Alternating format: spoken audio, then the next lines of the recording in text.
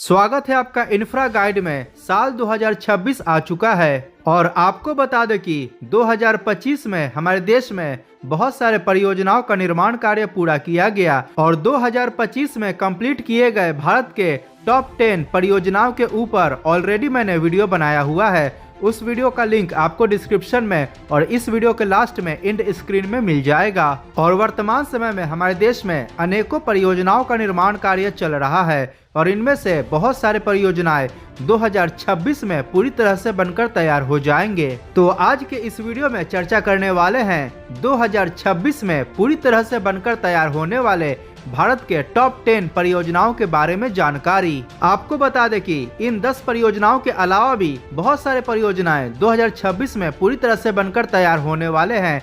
तो यह इस टॉपिक पे बनने वाले वीडियो सीरीज का पार्ट 1 होगा और बाकी के परियोजनाओं को अगले पार्ट्स में शामिल किया जाएगा। तो अगर यह वीडियो पसंद आए तो प्लीज लाइक करें और चैनल को सब्सक्राइब करना बिल्कुल ना भूलें। तो सबसे पहले नंबर 10 पर बात करते हैं गुवाहाटी नॉर्थ गुवाहाटी ब्रिज के बारे में। इसका निर्माण असम राज्य के गुवाहाटी शहर में किया जा रहा है। यह परियोजना 6 लेन का एक हाईवे ब्रिज है जो कि गुवाहाटी के भरालू मुख को नॉर्थ गुवाहाटी से कनेक्ट करेगा और इसका निर्माण ब्रह्मपुत्र नदी के ऊपर किया जा रहा है। इस परियोजना के अंतर्गत बनने वाले मेन ब्रिज की लंबाई 1600 मीटर है। इसके साथ ही ब्रिज के दोनों तरफ बेहतर कनेक्टिविटी के लिए अप्रोच रोड्स का भी निर्माण किया जा रहा है। गुवाहाटी साइड में ब्रिज से कनेक्टिविटी के लिए 1.2 किलोमीटर लंबे फ्लाईओवर का भी निर्माण किया जा रहा है और इस फ्लाईओवर का निर्माण ब्रह्मपुत्र रिवर बैंक में भूतनाथ से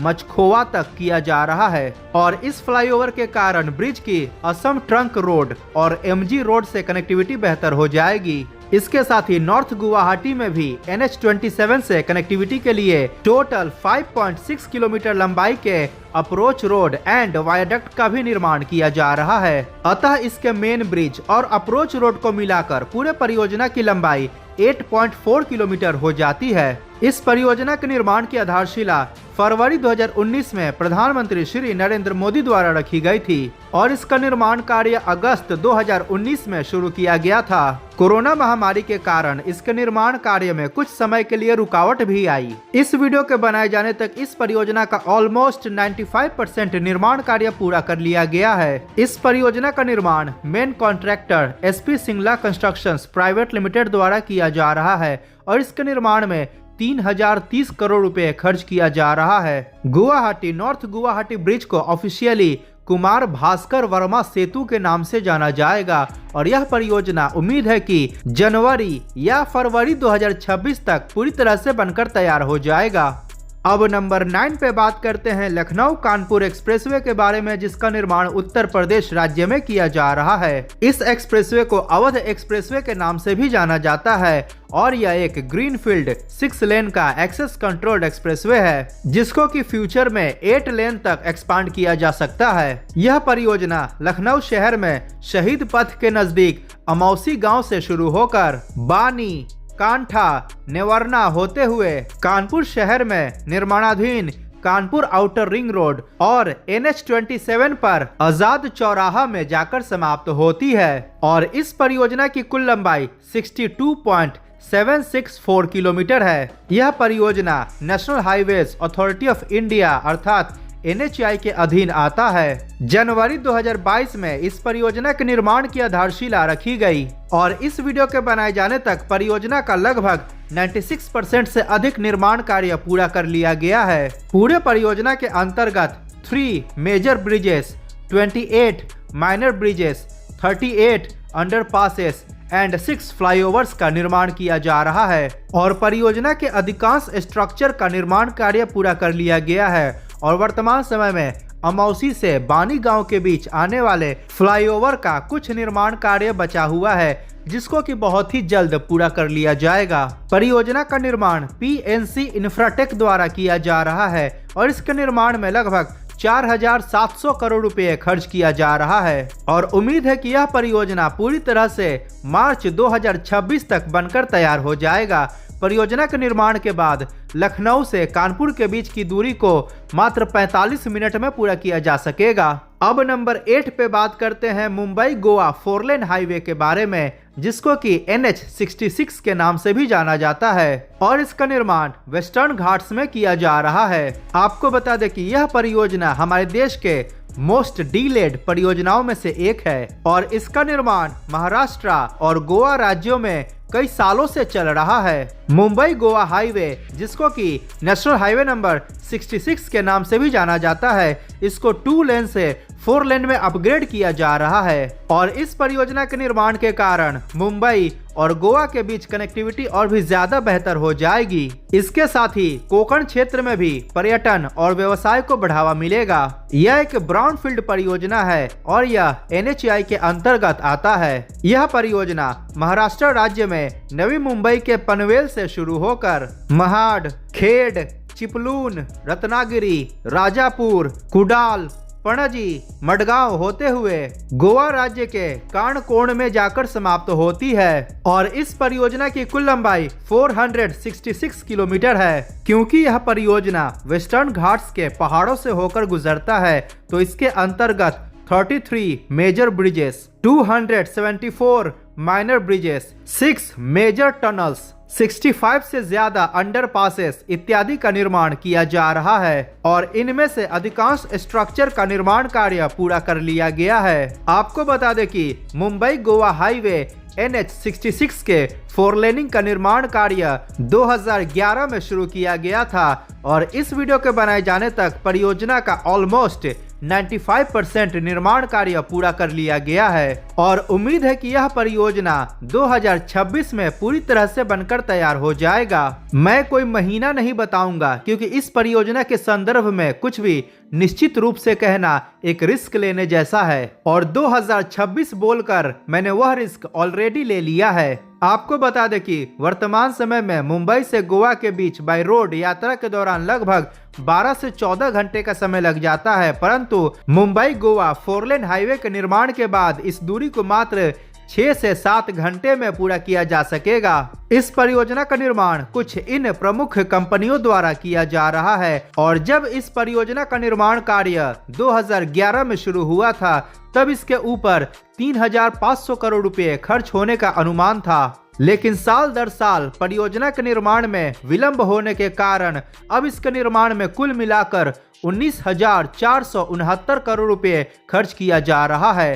अब नंबर 7 पे बात करते हैं मुंबई पुणे मिसिंग लिंक परियोजना के बारे में, जिसका निर्माण महाराष्ट्र राज्य में किया जा रहा है। जैसा कि आप सभी को पता है कि मुंबई और पुणे के बीच बेहतर कनेक्टिविटी के लिए सन 2002 में मुंबई पुणे एक्सप्रेसवे का निर्माण किया गया, जिसकी कुल लंबाई 94.5 किलोमीटर है, जो कि एक 6 लेन का एक्सेस कंट्रोल्ड एक्सप्रेसवे है और वर्तमान में मुंबई से पुणे के बीच बाय रोड यात्रा के दौरान लगभग 2.5 से 3 घंटे का समय लग जाता है। आपको बता दें कि मुंबई पुणे एक्सप्रेसवे का कुछ भाग लोनावाला के पास घाट सेक्शन से होकर गुजरता है। इतना ही नहीं, मुंबई और पुणे के बीच बाय रोड यात्रा करने के लिए एक और हाईवे मौजूद है जो कि NH48 है और यह 4 लेन का हाईवे है। इस प्रकार वर्तमान में मुंबई और पुणे के बीच ट्रेवल करने के लिए टोटल 10 लेन उपलब्ध है। लेकिन आपको बता दें कि मुंबई पुणे एक्सप्रेसवे और NH48 ये दोनों हाईवे खालापुर टोल प्लाजा के पास एक दूसरे से आपस में मर्ज हो जाते हैं और फिर खंडाला एग्जिट में सेपरेट होते हैं। और आपको बता दें कि खालापुर टोल प्लाजा से खंडाला तक का यह सेक्शन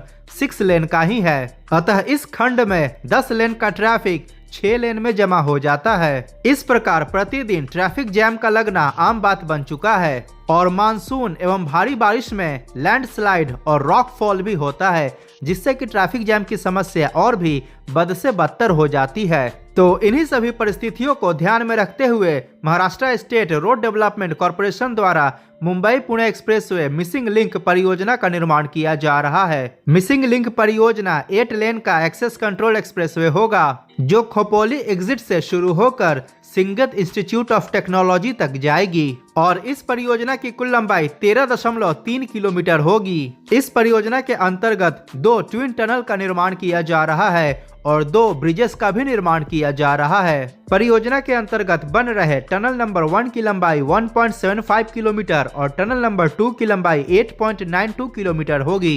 इसके दोनों ट्विन टनल के अंतर्गत प्रत्येक ट्यूब में 4 लेन्स का हाईवे होगा और प्रत्येक ट्यूब की चौड़ाई 24 मीटर होगी और दोनों ट्विन टनल के बीच का गैप 50 मीटर का होगा। और आपको बता दें कि इसका टनल नंबर 2 जिसकी लंबाई 8.92 किलोमीटर है, हमारे देश के one of the longest 8 lane tunnel में से एक होगा।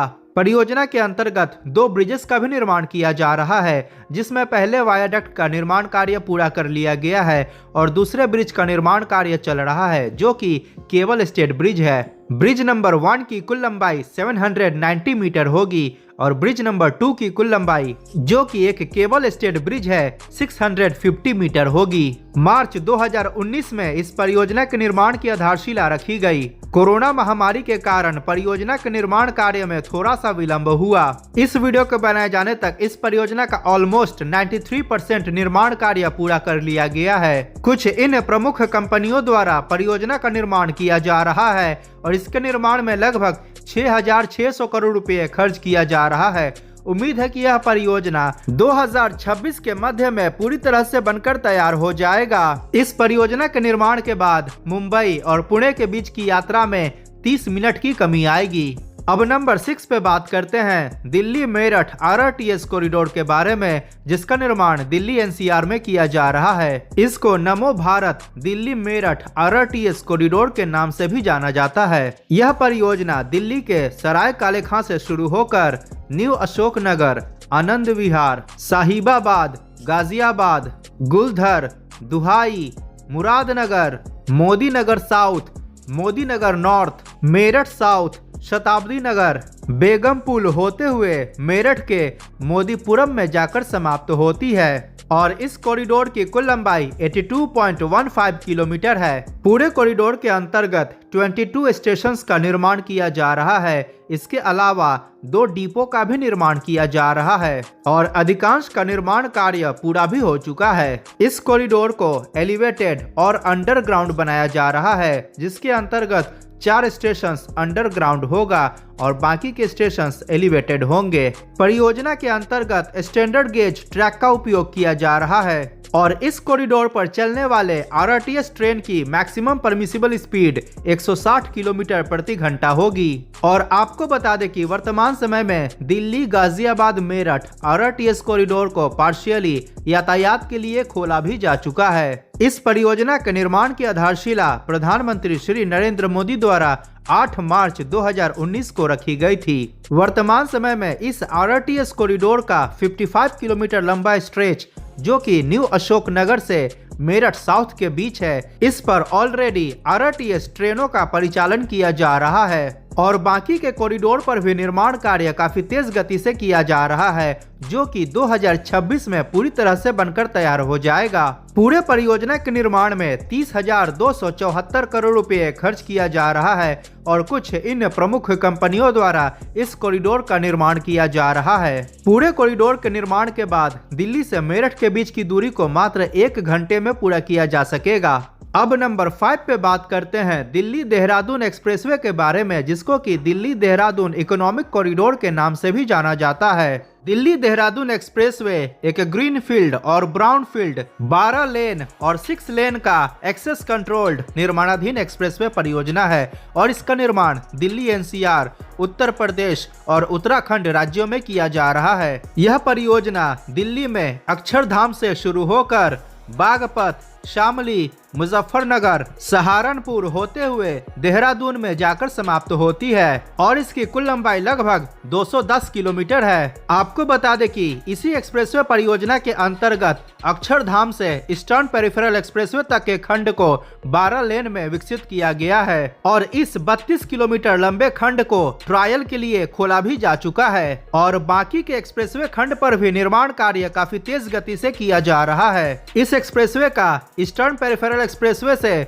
देहरादून तक का खंड 6 लेन का ग्रीनफील्ड भाग होगा। दिसंबर 2021 में इस परियोजना का निर्माण कार्य शुरू किया गया। इसी एक्सप्रेसवे परियोजना के अंतर्गत यूपी उत्तराखंड बॉर्डर के पास राजाजी नेशनल पार्क में 14 किलोमीटर लंबे वाइल्ड लाइफ एलिवेटेड कॉरिडोर का भी निर्माण किया गया है, जो कि एशिया का सबसे लंबा वाइल्ड लाइफ कॉरिडोर बन चुका है। यह पूरा परियोजना 2026 में बनकर तैयार हो जाएगा और इसके निर्माण में लगभग 13,000 करोड़ रुपया खर्च किया जा रहा है। इस परियोजना का निर्माण कुछ इन प्रमुख कंस्ट्रक्शन कंपनियों द्वारा किया जा रहा है। आपको बता दें कि एक्सप्रेसवे निर्माण के पूर्व दिल्ली से देहरादून के बीच की यात्रा को बाय रोड पूरा करने में लगभग 7 से 8 घंटे का समय लग जाता था, परंतु एक्सप्रेसवे निर्माण पूरा हो जाने के बाद इस दूरी को मात्र 2.5 घंटे में पूरा किया जा सकेगा। इतना ही नहीं, हरिद्वार से बेहतर कनेक्टिविटी के लिए एक 6 लेन के स्पर एक्सप्रेसवे का भी निर्माण किया जा रहा है, जो कि सहारनपुर के नजदीक से शुरू होकर रुड़की होते हुए हरिद्वार तक होगा। इसकी लंबाई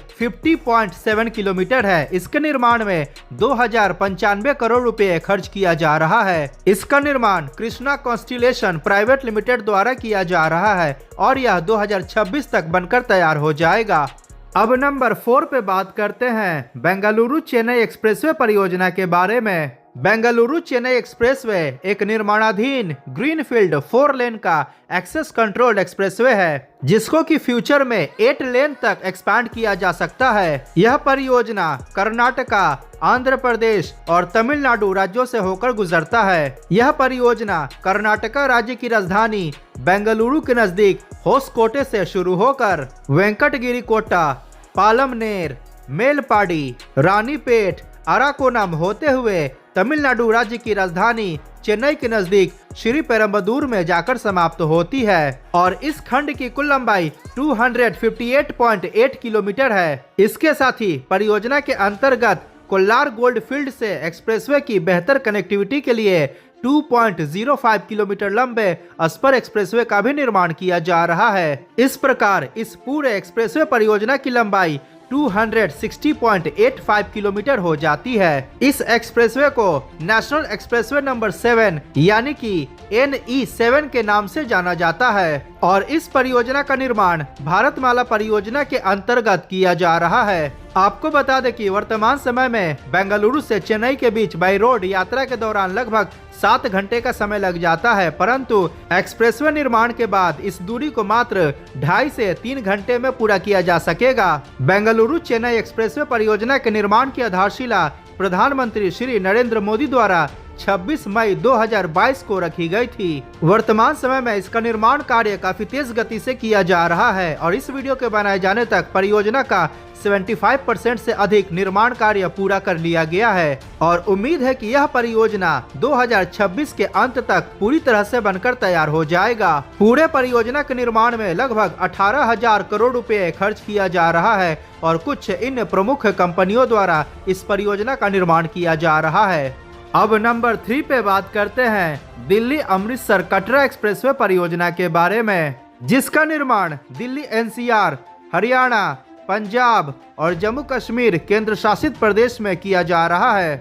Delhi Amritsar Katra expressway mostly greenfield और ब्राउनफील्ड 4 लेन का एक्सेस कंट्रोल्ड एक्सप्रेसवे होगा, जिसको कि फ्यूचर में 8 लेन तक एक्सपैंड किया जा सकता है। इस एक्सप्रेसवे के निर्माण के कारण गोल्डन टेम्पल और माता वैष्णो देवी के दर्शन लोग काफी आसानी से कर पाएंगे। यह एक्सप्रेसवे परियोजना हरियाणा राज्य में झज्जर जिले के जसौर खेरी गांव में वेस्टर्न पेरिफेरल एक्सप्रेसवे से शुरू होकर गोहना, कैथल, पंजाब राज्य में समाना, मालेरकोटला, लुधियाना वेस्ट बाईपास होते हुए नकोदर तक जाएगी और नकोदर में यह एक्सप्रेसवे 2 खंडों में डिवाइड हो जाएगी और इसका पहला स्पर नकोदर से सुल्तानपुर लोधी, गोंदवाल साहिब, खदूर साहिब, वेरका होते हुए अमृतसर के श्री गुरु रामदास जी इंटरनेशनल एयरपोर्ट के पास जाकर समाप्त होगी और इस प्रकार दिल्ली NCR से अमृतसर की दूरी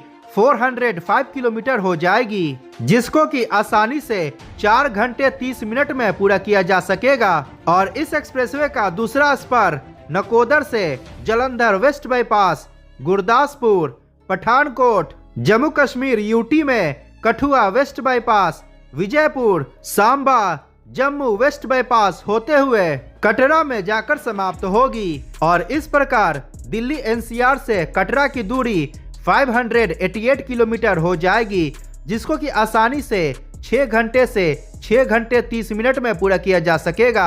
इस प्रकार इसके सभी खंडों को मिलाकर दिल्ली अमृतसर कटरा एक्सप्रेसवे की कुल लंबाई 670 किलोमीटर हो जाती है। इस एक्सप्रेसवे परियोजना का दिल्ली से गुरदासपुर तक का भाग ग्रीनफील्ड होगा और गुरदासपुर से कटरा तक का भाग मोस्टली ब्राउनफील्ड होगा। दिल्ली अमृतसर कटरा एक्सप्रेसवे को नेशनल एक्सप्रेसवे नंबर 5 के नाम से जाना जाता है और इसका निर्माण भारतमाला परियोजना के अंतर्गत किया जा रहा है। इस परियोजना के निर्माण को 2016 में प्रस्तावित किया गया और इसके निर्माण की आधारशिला प्रधानमंत्री श्री नरेंद्र मोदी द्वारा अप्रैल 2022 में रखी गई। और आपको बता दें कि वर्तमान समय में इस एक्सप्रेसवे परियोजना का हरियाणा राज्य में आने वाला लगभग 140 किलोमीटर लंबा भाग पूरी तरह से बनकर तैयार हो चुका है और इस पर यातायात को भी ट्रायल के लिए खोला जा चुका है। इसके साथ ही पंजाब और जम्मू कश्मीर में भी निर्माण कार्य काफी तेज गति से किया जा रहा है और उम्मीद है कि 2026 के मध्य में इसका निर्माण कार्य पूरा कर लिया जाएगा। इस एक्सप्रेसवे परियोजना के निर्माण में लगभग 40,000 करोड़ रुपए खर्च किया जा रहा है और कुछ इन प्रमुख कंपनियों द्वारा इस परियोजना का निर्माण किया जा रहा है। अब नंबर 2 पे बात करते हैं गंगा एक्सप्रेसवे परियोजना के बारे में, जिसका निर्माण उत्तर प्रदेश राज्य में किया जा रहा है। गंगा एक्सप्रेसवे एक ग्रीनफील्ड 6 लेन का एक्सेस कंट्रोल्ड एक्सप्रेसवे है, जिसको कि फ्यूचर में 8 लेन में एक्सपांड किया जा सकता है। वर्तमान समय में यह एक्सप्रेसवे परियोजना मेरठ शहर में नेशनल हाईवे नंबर 334 के पास बिजौली गांव से शुरू होकर हापुड़, संभल, बदायूं, तिलहर, जलालाबाद, बांगरमऊ, उन्नाव, रायबरेली होते हुए प्रयागराज जिले में नेशनल हाईवे नंबर 19 अर्थात प्रयागराज बाईपास पर जुदापुर डांडू गांव में जाकर समाप्त होती है और इस परियोजना की कुल लंबाई 594 किलोमीटर है। यह परियोजना Uttar Pradesh expressways industrial development authority अर्थात यूपीडा के अंतर्गत आता है। इस परियोजना के निर्माण की घोषणा 29 जनवरी 2019 को की गई थी और 18 दिसंबर 2021 को इस परियोजना के निर्माण की आधारशिला प्रधानमंत्री श्री नरेंद्र मोदी द्वारा रखी गई थी। इस परियोजना के अंतर्गत शाहजहांपुर में 3.5 किलोमीटर लंबे हवाई पट्टी का भी निर्माण किया गया है। आपको बता दें कि वर्तमान समय में मेरठ से प्रयागराज के बीच बाई रोड यात्रा के दौरान लगभग 12 घंटे का समय लग जाता है, परंतु एक्सप्रेसवे निर्माण के बाद इस दूरी को मात्र 6 घंटे में पूरा किया जा सकेगा और प्रयागराज से दिल्ली के बीच की दूरी को मात्र 8 घंटे में पूरा किया जा सकेगा।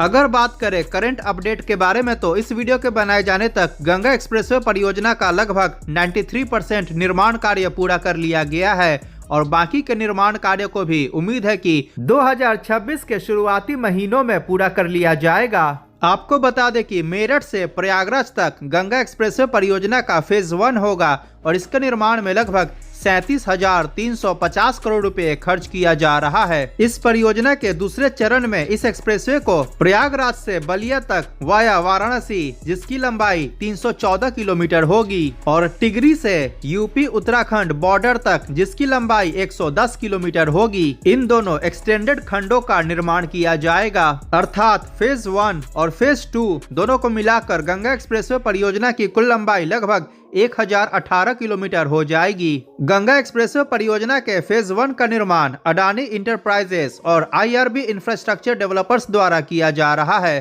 अब नंबर 1 पे बात करते हैं नोएडा इंटरनेशनल एयरपोर्ट के बारे में, जिसका निर्माण उत्तर प्रदेश राज्य में नोएडा के नजदीक जेवर टाउन में किया जा रहा है और यह हमारे देश का सबसे बड़ा ग्रीनफील्ड इंटरनेशनल एयरपोर्ट होगा। इस एयरपोर्ट का निर्माण दिल्ली के आईजीआई एयरपोर्ट से पैसेंजर लोड को कम करने के लिए किया जा रहा है, क्योंकि जैसा कि आपको पता है कि वर्तमान समय में आईजीआई एयरपोर्ट अपनी क्षमता के ऊपर काम कर रहा है। अतः नोएडा इंटरनेशनल एयरपोर्ट के निर्माण के बाद दिल्ली एनसीआर में कनेक्टिविटी और भी ज्यादा बेहतर हो जाएगी और पूरी तरह से बनकर तैयार हो जाने के बाद नोएडा इंटरनेशनल एयरपोर्ट हमारे देश का सबसे बड़ा इंटरनेशनल एयरपोर्ट होगा। इतना ही नहीं, आपको बता दें कि नंबर ऑफ रनवे के दृष्टिकोण से यह एशिया का सबसे बड़ा एयरपोर्ट बन जाएगा और विश्व का तीसरा सबसे बड़ा एयरपोर्ट होगा। यह एक पैसेंजर कम कार्गो एयरपोर्ट होगा और इसके निर्माण की आधारशिला हमारे देश के प्रधानमंत्री श्री नरेंद्र मोदी द्वारा 25 नवंबर 2021 को रखी गई थी और वर्तमान समय में इसके फर्स्ट फेज का निर्माण कार्य काफी तेज गति से किया जा रहा है। इस एयरपोर्ट का पूरा परिसर 11,742 एकड़ लैंड एरिया में फैला हुआ है। फ्यूचर एक्सपांशन को ध्यान में रखते हुए जमीन को एक्वायर किया गया है। अगर हेक्टेयर में बात किया जाए तो पूरा परिसर 4,752 हेक्टेयर में फैला होगा। इस एयरपोर्ट की nodal agency Noida international airport company limited है, जिसका गठन अगस्त 2018 में किया गया था। वर्तमान समय में इस परियोजना के फर्स्ट फेज में 1,334 हेक्टेयर यानी कि 3,300 एकड़ पर निर्माण कार्य किया जा रहा है, जो कि अपने अंतिम चरण में है। इस एयरपोर्ट के निर्माण, ऑपरेट एंड मैनेजमेंट के लिए special purpose vehicle Yamuna international airport private limited का गठन किया गया है। आपको बता दें कि पूरे एयरपोर्ट परियोजना का निर्माण कुल 4 चरणों में किया जाएगा और उम्मीद है कि इसका फर्स्ट फेज जनवरी 2026 में बनकर तैयार हो जाएगा। इस परियोजना के फर्स्ट फेज के अंतर्गत 3,900 मीटर लंबाई के एक रनवे का निर्माण किया गया है। इसके साथ ही एक terminal building, apron, ATC tower, parking area, taxiway, cargo facilities, ground transport centres इत्यादि का निर्माण किया गया है। इस परियोजना के फर्स्ट फेज के निर्माण में लगभग 10,056 करोड़ रुपए खर्च किया जा रहा है। फेज 1 के निर्माण के बाद यह एयरपोर्ट प्रति वर्ष लगभग 12 मिलियन पैसेंजर्स को हैंडल कर पाएगा। इस परियोजना के सेकेंड फेज में एक और टर्मिनल बिल्डिंग और एक और रनवे का निर्माण किया जाएगा। इसके तीसरे फेज में एक और टर्मिनल बिल्डिंग और 2 रनवेज का निर्माण किया जाएगा। इसके चौथे फेज में एक टर्मिनल बिल्डिंग और 2 नए रनवेज का निर्माण किया जाएगा और आगे चलकर जरूरत पड़ने पर इस परियोजना के अंतर्गत नंबर ऑफ रनवे की संख्या को बढ़ाकर 8 तक किया जा सकता है। और चौथे चरण के निर्माण के बाद इस एयरपोर्ट की टोटल पैसेंजर हैंडलिंग कैपेसिटी लगभग 70 मिलियन पैसेंजर्स पर ईयर हो जाएगी और जरूरत पड़ने पर इसकी पैसेंजर हैंडलिंग कैपेसिटी को 100 मिलियन पैसेंजर पर ईयर तक बढ़ाया जा सकता है। फेज 2 के अंतर्गत 1,365 हेक्टेयर जमीन को डेवलप किया जाएगा। फेज 3 के अंतर्गत 1,318 हेक्टेयर जमीन को डेवलप किया जाएगा और चौथे फेज के अंतर्गत 735 हेक्टेयर जमीन को डेवलप किया जाएगा। इसके सभी फेज उम्मीद है कि 2050 तक बनकर तैयार होगा और पूरे परियोजना के निर्माण में उम्मीद है कि 50,000 करोड़ से अधिक की लागत आएगी। तो ये था 2026 में बनकर तैयार होने वाले भारत के टॉप 10 परियोजनाओं के बारे में जानकारी। इसके अलावा भी कई अनेक परियोजनाओं का निर्माण कार्य 2026 में ही पूरा किया जाएगा, जिनकी चर्चा हम आने वाले वीडियोस में करेंगे। अपने स्क्रीन पर दिख रहे वीडियो पर क्लिक करके 2025 में कंप्लीट किए गए भारत के टॉप 10 परियोजनाओं के बारे में अवश्य जानें। अगर यह वीडियो पसंद आया हो तो प्लीज लाइक करें और चैनल को सब्सक्राइब करना बिल्कुल ना भूलें। मिलते हैं अगली वीडियो में। जय हिंद, वंदे मातरम।